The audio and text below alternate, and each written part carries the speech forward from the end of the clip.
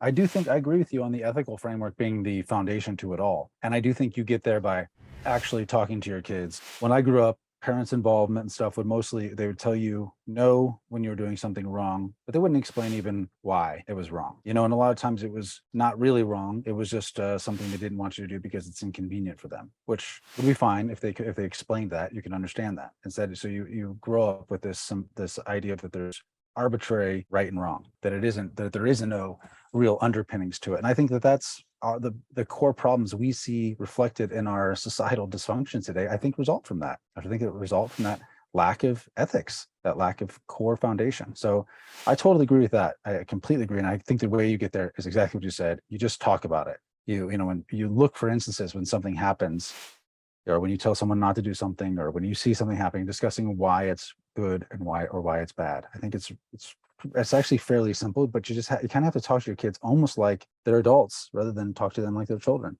Yeah, reason things out. And if you do that, it naturally leads into an education in economics where they'll know just from those conversations using reason more than 99.9% of all the people out there, and politics, despicable but important. They'll know a lot more about that. And, it's a foundation for everything.